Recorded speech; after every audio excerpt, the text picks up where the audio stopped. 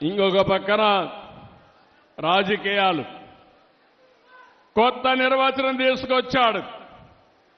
అంతవరకు చూస్తే రాజకీయాలంతా కూడా దోపిడీకి మారుపేరుగా ఉండే రాజకీయాల్ని ప్రజాహితం కోసం, ప్రజాసేవ కోసం రాజకీయాలను చేసిన నాయకుడు ఎన్టీ రామారావు గారు.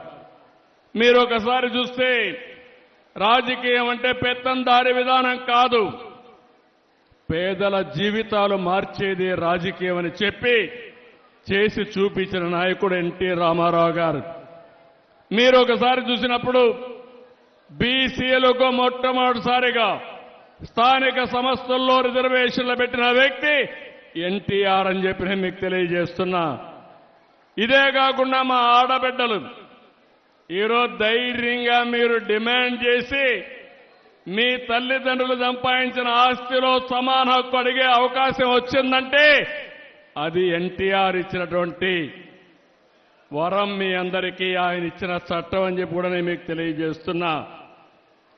ఇంకో పక్క రాజకీయాల్లో మగవాళ్లే కాదు ఆడబిడ్డలు రాణిస్తారని స్థానిక సంస్థల్లో 9% రిజర్వేషన్లు పెడితే ఈరోజు దేశంలో 33% ఆడబిడ్డలకు చట్టసభల్లో రిజర్వేషన్లు వచ్చాయంటే దీనికి ఫౌండేషన్ వేసిన వ్యక్తి నందమూరి తారక రామారావు అని చెప్పి నేను మీకు తెలియజేస్తున్నా.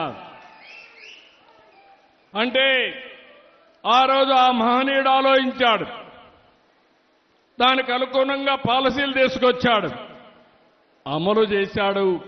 అది దేశానికే ఆదర్శంగా తయారయ్యే పరిస్థితి వచ్చింది. ఆడబిడ్డలు చదువుకోవాలని మహిళా విశ్వవిద్యాలయం పెట్టాడు.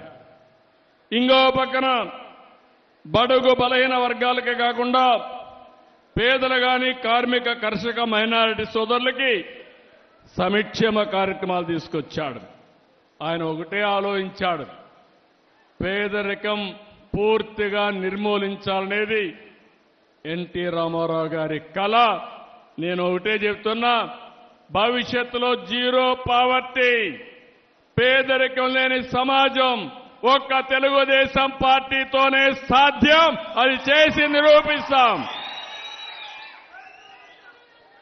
ఇంకో పక్కన కరువు సీమ, రాయలసీమ, ఒకప్పుడు రాయలేలిన సీమ, రతనాల సీమ, తర్వాత కరువు వచ్చి ఈ ప్రాంతంలో మనం చూస్తే నేను కూడా ముఖ్యమంత్రి అయినప్పుడు కరువు వస్తే నీళ్లు కూడా లేవు.